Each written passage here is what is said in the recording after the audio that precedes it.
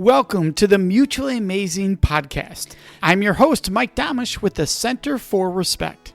The episode you're about to listen to was recorded when this show used to be called the Respect Podcast, so you might hear that mentioned during this episode. Well, let's get to the show.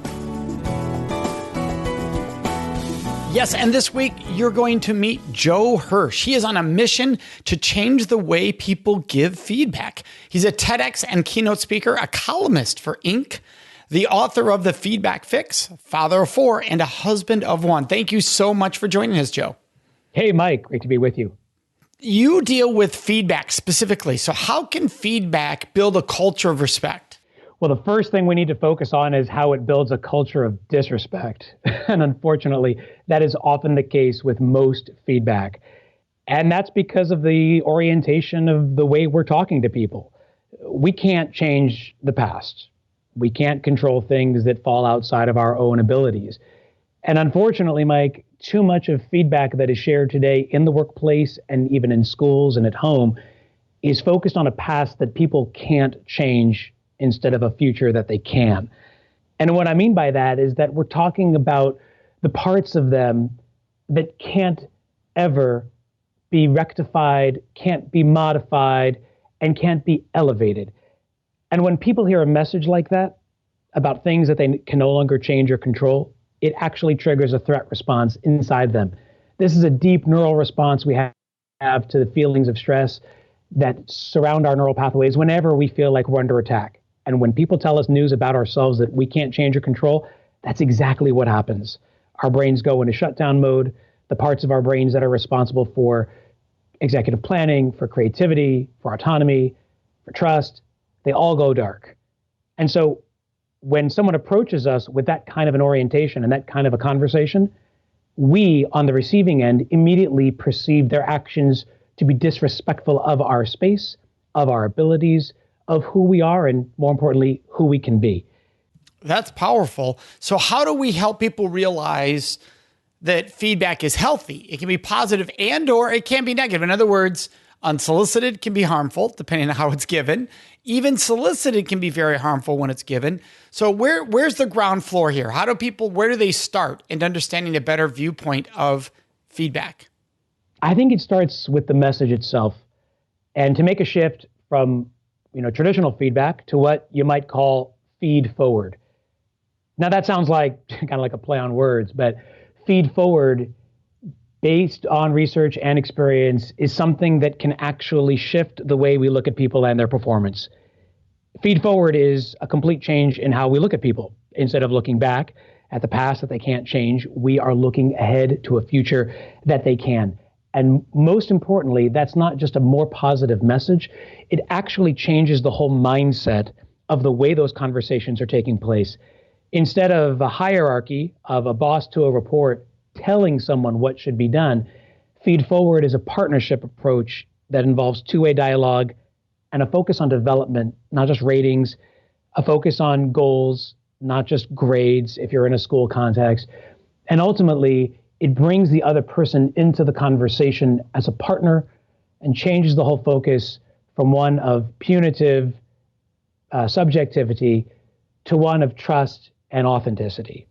So where would that start? Let's say that you're managing someone or you're a parent or you're in a role where feedback is critical. How do you start the feed forward approach versus maybe give an example of what the traditional feedback way would have been? And then what does feed forward look like? So to boil it all down real quick for your listeners, feed forward is starting with 6 real principles that I call repair. And this is covered in the Feedback Fix. And when you go through the process of repair, you are focusing the conversation in a way that regenerates the talent of that other person. That's R. It expands that person's creative capacities. That's E. It's particular. It's not throwing the kitchen sink. That's P. It's authentic. It's rooted in what is seen by that other person. It's impactful. It's focused on results. And ultimately, R, it's refining the way that teams work together so that it's not just given from one person to another, but can actually be a driver of elevating team performance as a whole. and I love it that it makes it easy. Repair. The first one went so fast. Could you say the first one again? Absolutely. So repair stands for regenerates talent. There we go. That was the one. I was want to make sure I have that for all of our listeners in our show notes. So thank you. So regenerates talent. Let's back up on that because I think some of the others are very clear. Expands possibilities, go in with an open mind, be particular. Don't just throw. I thought that was a great example. Don't come in just flying high on everything. And authentic. Don't be fake. People hate that. But regenerates talent. I think people go, what? What does regenerates talent mean?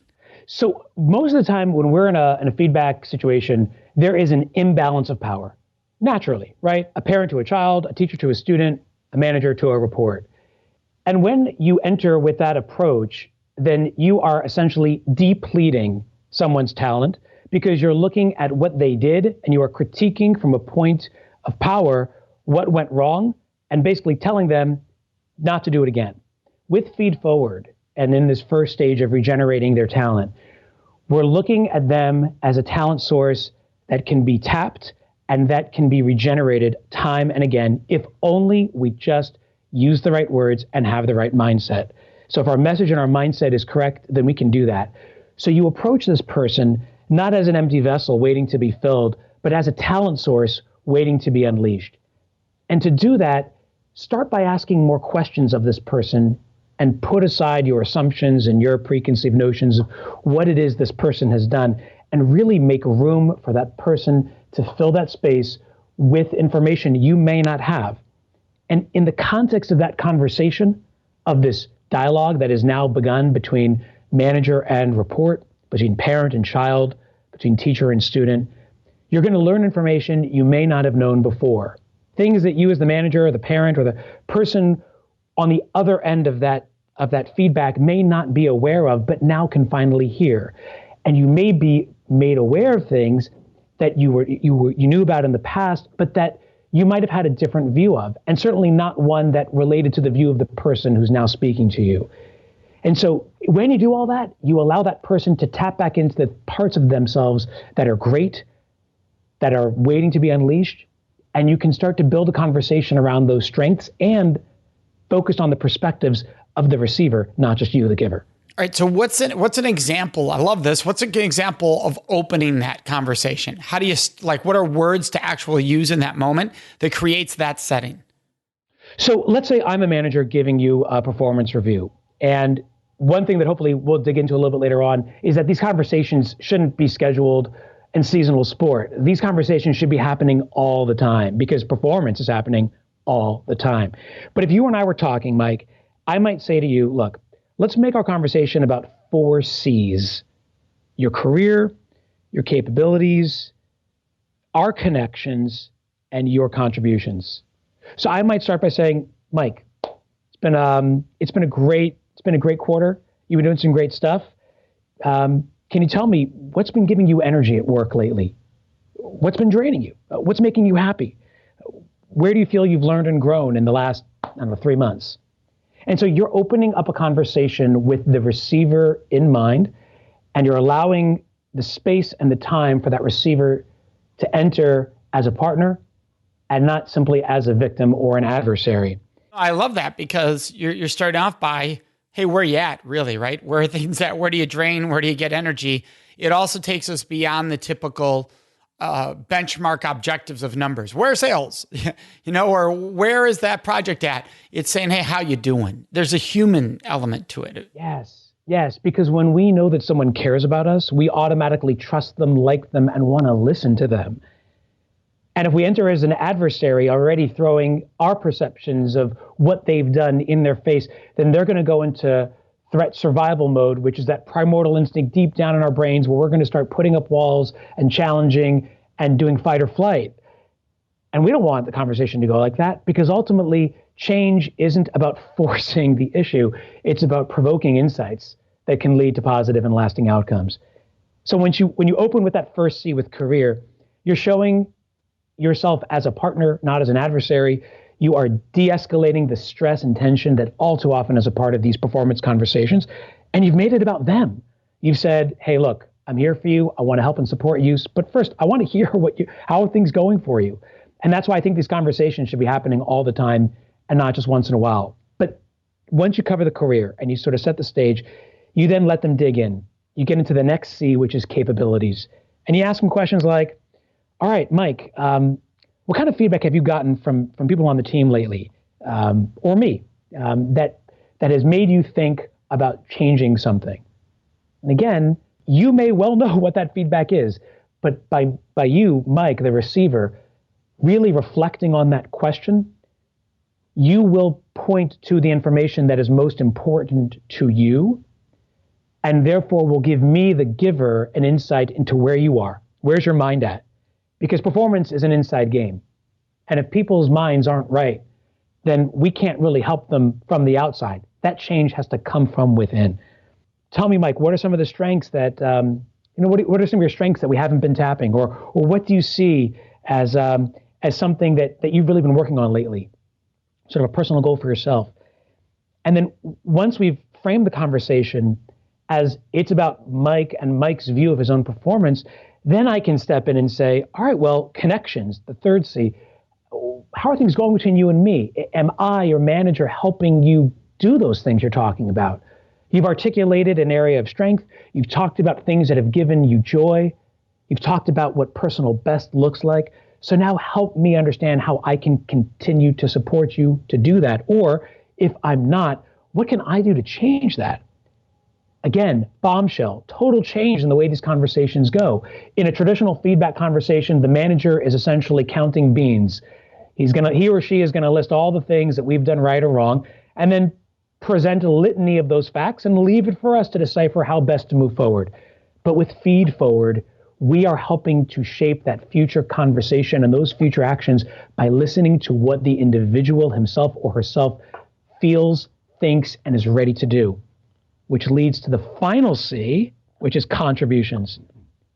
Now that we've set that stage, we've focused on your strengths, I know how I can support you as a manager or what I should be doing as a manager to help you. Now we can talk about how you can lean into that space and fill it the way you best know how, together with me as your manager shaping those goals. Because Feed Forward is not about managers relinquishing their power. This is something that I try to drive home to the companies that I work with, audiences that I talk to from the stage. This is not the abdication of leadership. This is not management light. Feed Forward is an intentional and deliberate shift in the way managers see their roles. They are not there to fill a bucket. They are there to light a fire. And when managers start to think like that, when they start to look at that person on the other side of them as someone who is worthy of service, who has talents and strengths, and it is their job, the manager's job, to unleash those strengths and capitalize on those talents and to bring out areas of that person that the person may not even know about yet, that changes the entire narrative and the entire trajectory of these conversations. It puts people at ease. It gives them confidence. It gives them strength. And ultimately, it brings them joy. And I love how it's built in respect throughout, which is beautiful. For the person listening going, where's the place where I need to give them the difficult news, what somebody considered difficult, where they're not performing up to par? Yeah. Where does that fit in there if they're not noticing it? In other words, yes, if they bring it up like, hey, I feel that I'm struggling, yeah, there's room there. But if they think they're acing everything, which can happen, and they're really struggling in the eyes of you, the leader or the management, where does that show in those 4 C's? Such a good question. And it's one that I get all the time, which led me to rethink the way that we often deliver bad news, which is the praise sandwich, right? Right. We are always dishing out this 2 pieces of praise with, a little bit of criticism tucked in between. And we do that, Mike, for obvious reasons. We as managers don't want to be the bearers of bad news, because unless you're just a really bad person, you don't want to bring terrible news to someone's doorstep, and you don't want to make someone feel bad. You want to hurt them. So we opt for these gauzy praise sandwiches where we're just hoping that maybe they'll pick up on the tough news in between. That's a mistake. People ignore that mushy middle. Brain research shows it. Experience shows it. People only hear the first and last things we tell them, but they ignore everything in between. So praise sandwiches are not very effective. Instead, I think Feed Forward has a role to play. And here I call it, instead of a sandwich, a wrap. I just love acronyms. So here's another one. WRAP stands for what and where, reason, affect, and prompt. And when you give a feed-forward wrap, you're essentially utilizing the same principles we talked about before, but you're going to be very particular upfront and clear and transparent with what it is you need to talk about with that person, where it's happening, and why it matters that this conversation has to happen. So let's just say, Mike, you're a member of my sales team, and you tend to be a loud talker. You are over talking everyone else on the team. No one else has any room to get a word in at meetings. And even though you've got great ideas and you're a high value member, I still feel like there's room for others to contribute. And I need to talk to you about that, because also the other members of the team have come to me and said, Mike he's shutting us out. He's taking over the meeting. I can't get a word in. And I've got ideas too. So help me. By the way, did you pre-interview me from like 4 years ago or something? So I talked to your mother, actually. There you go. I mean, many of those things fit a lot of us entrepreneurs or speakers, or, that we get excited. We can dominate without meaning to. So those are great examples. Yes. And this is a perennial problem for anyone who has great ideas and gets excited. And even if there's no malintent, they get excited and energized by these things. And without even realizing it, we tend to show up a certain way to people. So I'd take you aside. I'd say, look, Mike, I want to talk to you about the sales meeting and the way you were talking in it. Now, why is that important? I just did W, right? Why did I have to label it for you? Because if I just say, Mike, can I give you some feedback? That's a nice question. That's a nice soft entree.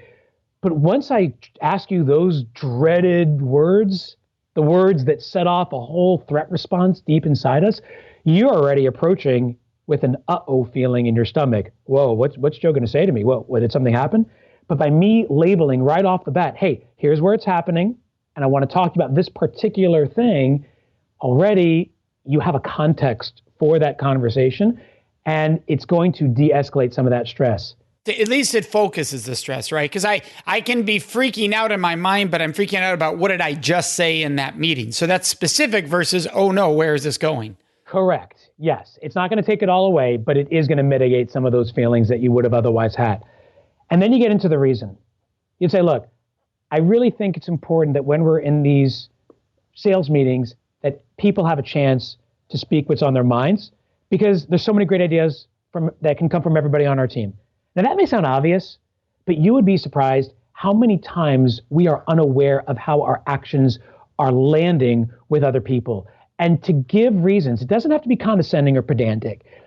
By telling the person why it matters, you may be making explicit to them something that they just aren't aware of. Most of us go through life unawares of how we are showing up to other people. And giving that reason, saying, look, Mike, in the sales meeting, you were talking about this particular pitch idea of yours for 20 minutes, literally, and running with it, and you were cutting people down, just saying, hey, we'll get to you in a second, let me just finish the idea. And you were shutting them out. And I don't think you realized how deflating that was for them. And that's the affect. You don't make this about accusations. You make it about emotions. And I don't mean to sound touchy-feely here, because we're talking about real business outcomes. But by making it about the way that you and others feel, that person receiving the feedback can't argue with those emotions, right? If I say, Mike, look, people are feeling shut down. I know it's not your intention. I know you're just trying to really put in your great ideas, but they're feeling shut out. Well, you can't argue with that. Well, the one defense you'd probably get there, well, who? Yeah. Hopefully they're not in a defensive crouch because of the way you're setting up this conversation. But of course, that's why sometimes, and if we have time, we can dig into this. It's important to make feedback something that is shared out in the open among lots of parties, and not something that's a one-on-one. Because again, there is that part of us who just is out for blood. Hey, who is saying that? Who's out to get me? Who do I need to go, corner in the hallway now about that? Right. And exactly. And that's where I think this actually becomes more respectful to the people on your team. If feedback can become a team affair and something that is shared by all the members of your practice, of your team, of your unit, of your organization, of your classroom, in your family, if you can make it something that shifts from private, in the corners, in the shadows, to something that's out in the open and transparent, but using these principles, it can change the dynamic and the tenor of feedback. So let's pause there. So is this conversation of, hey, what just happened in the meeting? Is this public? There you got to make the right call as a manager. If it's the kind of thing where you want to nip it in the bud, no. I think you take this person aside first and make them aware, because again, until someone's aware of how they're showing up to others, I don't know that they have the comfort to then be subjected to a full-on treatment of their misdeeds in front of members of their team. Well, that was my mindset. I could see them thinking, you're humiliating me here. I didn't know this. Right. No, good clarification. And thank you for on point. The first step is really always to make feedback something that's happening all the time. And because it's happening all the time, these conversations are happening casually between manager and report, between teacher and student, between parent and kid. And it's not something that has to be done out in the open, because you're right, that would have the opposite effect. But ultimately, I do believe, and I've seen this happen with different organizations I've worked with, that when these conversations can happen out in the open, there's a much greater level of trust and ultimately a much greater level of transfer in terms of positive change in these behaviors, because everyone is working together on these goals. Now, granted, it takes some work to get to a point where there's a trusting and respectful environment among a team where people can be open and totally transparent about themselves and with others. However, it's something that can be done and frankly should be done. But when you asked, how does this come back to feed forward? The last part of the wrap, the P, this is the key. You don't just leave the conversation as, Mike, here's what's happening at sales meetings. You're talking too much. It's bothering everybody else. And now fix it. And I need you to fix it by the next time we have a meeting. P is for prompt, because you're getting into a conversation with that other person about what he or she feels can be done to make it happen. Here's where you, the manager, the parent, the teacher, you stop talking. You've shared enough. And now you want to open the door and the conversation to that other person for he or she to fill that space the way they best know how. They may come back and say, oh my God, I totally had no idea. Thank you. And they'll on their own immediately suggest some ways they can fix it. They may, however, come back and say, I actually don't think I was talking very much at meetings at all. I think I actually was very charitable and shared the floor many times. But that's also important information for you, the manager, to know. Because if really that person is that unaware of how they're showing up, then other things have to be done before you get to that person prompting. Then you really have to go back and unpack the conversation and unpack where that person's at in terms of their mind. This is where those other questions we talked about before are so important. How do you feel you're showing up to your team in terms of your own career, in terms of your capabilities? The second of those C's, what do you think you bring to the team? I mean, obviously this person must see himself, or she might see herself as a real star on a team. And the way you give feedback to a star performer, according to research, is way different than the way you give feedback to someone who's floundering. And we have to right size our feedback. And that's sort of the underlying message behind feed forward, is that if we let that other person fill the space the way they best know how, then the feedback that we are giving to them is going to be customized around their strengths, will be aligned to their current readiness, and ultimately is going to support their capabilities and drive them to the next level of success in a way that they know and want to. And so with that one, it's really going to depend on the person. There's no easy answer to say the prompt. So if you get to the person who says, oh, I really didn't aware, what's the prompt? Like, how do you end that if they're saying, I wasn't aware? Is the prompt something like, would you like some assistance when it's happening? Would you like me to give a signal? How do you prompt from that? I would go, and if I was a manager, I'd say, have you ever noticed the way other people look at you in meetings? I mean, can you tell me about the way you think you're showing up to others in these meetings? Again, I'm not making an accusation. I'm asking you, Mike, how are you showing up in meetings? And you may say, I think people are happy with me. And then I'll come back and I'll say, well, why do you say that? And you'll say, well, because, they're always listening to everything I'm saying in meetings. They really respect what I have to say. And then I might pause and I might say, and I'm going to wait, because patience and timing is critical when you are adopting a coach approach to feedback with this question mindset. And if someone's truly not self-aware, which the other person might not be, then they really need you to kind of to connect the dots for them. But most people at that point in the conversation, if you framed it as you're talking too much at meetings, And then you've prompted them to suggest, well, how do you think you're showing up in these meetings to people? And they're saying, well, they're listening to me all the time. So the logical conclusion from that is, well, the reason is because you're dominating the airspace. You've got the airtime all to yourself. And sometimes you may need to connect those dots, but whenever possible, leave room for someone else to fill it. And that's where prompting is so critical. Well, I guess that's maybe where I'm a little confused. I'm just trying to clarify. Let's say that I acknowledge, oh, wow, I didn't realize that. Thank you very much. What's the prompt then? Is there a prompt coming to what happens next? Yeah. So then you might say to that person, all right, so what do you think you could do next to help make that situation better next time? There's the prompt. Okay, that's what I was looking for. I was looking for the behavior there. Okay. Oh, yeah. So it's always focused on behavioral change, and it's always focused on measurable outcomes. Right? This can't just be a fluffy conversation. These are critical conversations. And I'm not saying that we shouldn't have them, but we should have them in a way that honors the talent and the capacities of other people, to respect them for who they are, but more importantly, who they can be. And that's our job as managers, as parents, as teachers, as friends. It's our job to help unlock that person's true strengths that are waiting sometimes right at the surface for us to bring out. Does anything in this formula, in these multiple formulas, change if it is a parent-child relationship, if it is a friend relationship versus the workplace? Yeah, that's a great question. When I've worked with schools on this particular issue, we actually approach it a little bit differently because for many people, I hope for all people, but for many people, there's still an old-fashioned sentiment that children should respect their elders, right? That teachers or parents or coaches do have the best interests of these kids at heart, and hopefully they do. And they're deserving of respect, and there is a bit more of a hierarchical nature to those relationships because of age, because of experience, because of so many other factors beyond just I'm in power and you're not.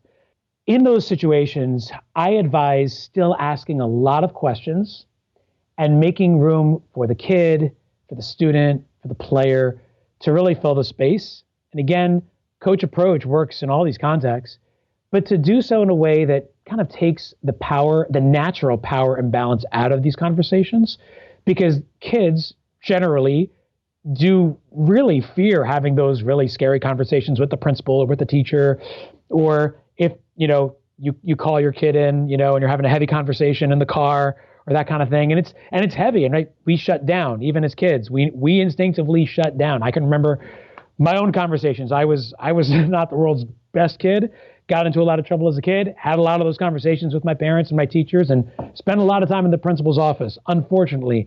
But if the principal had taken me as maybe not into his office, but had taken me maybe into the cafe or to the cafeteria, and we had this conversation over a hot chocolate or maybe a piece of candy, I don't know. I think I might have approached it more as a partnership. So that's something I do advise, is change the context. Yeah, I tell parents all the time when you're having tough conversations, don't have it always be consistent. Like, go for ice cream, but don't always go for ice cream or they'll stop going for ice cream. Yeah.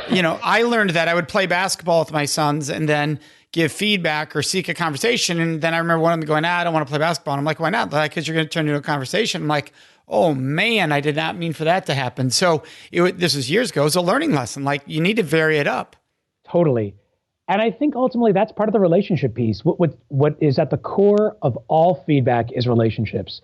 If we have a good relationship with the person that we're giving feedback to, whether that's our children or the people we work with or our friends, then ultimately the message is going to land much more effectively because there's trust.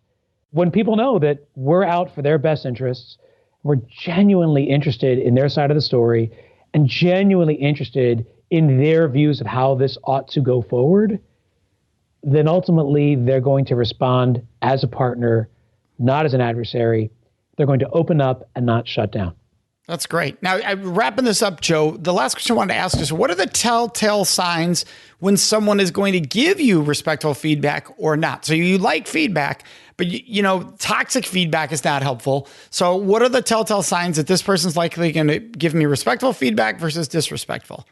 Yeah, you're making a really good point, because feedback can come from many sources, right? It doesn't just have to come from our boss. It doesn't have to come from our coach or our parent or our principal. It can come from the people beside us, not just above us. And the thing that I think is important to focus on, I say there are three things. Number one is that trust factor we talk about.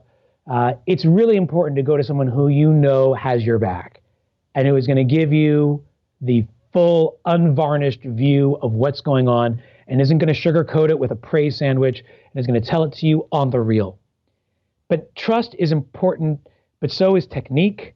And that's where I think someone who is going to be able to adopt a coach approach like we've talked about today, someone who's going to lead with questions and not just descriptions, who's going to be what I call a mirror holder, not a window gazer, right? Mirror holders, they're going to hold the mirror up to you for you to see it for yourself. Window gazers, they stare right out that window and they tell you what they see. So you want someone who's a mirror holder who's going to help you see it, and you need that person who's going to ask you questions to unleash that and unlock that. And the last one is finally, someone who's going to hold you accountable. Finally, the most important thing is that this becomes something actionable. And trust is important and technique is important, but ultimately is it going to transfer? That's, I guess, one more T. Is it going to transfer? And in order for it to transfer, that is going to be someone who's not giving flyby feedback. They've got to be there for the follow through. And in order for that to happen, that person has got to be in it for the long term with you. Don't just drop the feedback and run. They've got to be there to have those follow-up conversations with you, to check in with you, to really show they care by showing up for conversations 2 and 3 and 4, not just that initial conversation where you're going to go through sort of the process that we talked about, but someone who's in it for the long term and who's going to help you see it through all the way until you can really say, hey, I've done something that has led to positive and lasting change, and I've done it because I've had a partner by my side. I love the amount of detail you've given us, the skills you've given us. We can implement these right away because they're very precise. And of course, you have the book, The Feedback Fix, for everyone out there. You can find Joe at joehirsch.me. So Joe Hirsch is Hirsch's Hirsch, Joe, just like it sounds. And this will all be in our show notes. Thank you so much, Joe, for joining us. Mike, it was a pleasure. Thanks so much. Awesome. And for our listeners, you know what's coming next. That's Question of the Week. Before I answer this week's question of the week, I'd love to ask you a question. Would you please subscribe to this podcast, the Respect Podcast with Mike Domitrz? By subscribing, you can make a huge impact. Now, you might be wondering, Mike, how does my subscribing to your podcast make a huge impact? Well, here's how. For every person that subscribes, it raises the rankings of the show in the search engines. So for people who care about respect like yourself, when they're doing a search for podcast, they're more likely to find the show, thus providing an awesome opportunity for us to spread more respect around this world. And all you do is hit subscribe under your podcast. Plus, the second benefit is by subscribing, you automatically get every episode right into your phone or whatever device you are listening to the podcast on. It happens automatically. So subscribing also makes your life easier. Now, let's get into this week's question of the week. Oh, and by the way, you can always ask your questions of the week by joining us on Facebook in our discussion group. It's called the Respect Podcast Discussion Group. Go there on Facebook and ask whatever questions you would like me to answer and or address in this segment of the show. And then listen to each episode to find out when your question is included. This week's question of the week is, Mike, why do people victim blame? This is a very important discussion, and there's so many different reasons. So I'm going to go to one of the most common reasons people victim blame, and that is the following reason. People want to believe that if they can blame the victim for a choice the victim made, that the person who's blaming the victim in that moment, they would never make that choice. Therefore, they never have to be afraid of this happening to them. So it's a self-defense mechanism. By me believing that person over there made a choice that led to this crime happening to them, and I would never make that choice, I can feel safe walking the planet Earth with never thinking anything wrong will happen to me, even though that belief is not realistic at all. That's what people do subconsciously when they victim blame. They want to believe they're going to create this safe world where they're going to always make the right choice. Therefore, bad things will never happen to them. And bad things only happen to people who make bad choices. Look, if we just take a moment and breathe, we recognize that's just complete lunacy. That's not realistic. You can make all the right choices and people can do awful things to you. And important, When you don't make all the right choices, that doesn't mean anyone has the right to do awful things to you ever, ever, ever. And that's the answer to the question, why do people often victim blame? That's one of the reasons. We'd love to hear your questions, your thoughts, and your ideas. And the best place to leave those with us is on our Facebook page at facebook.com/Mutually Amazing Podcast. Of course, you can always contact us on our website at mutuallyamazingpodcast.com. Remember to subscribe to this show so you automatically get it every week. And if you could, take one moment to leave a review. That really helps other people find the show, which we are greatly appreciative of. So thank you so much for joining us. May you make today and every day a life full of mutually amazing relationships.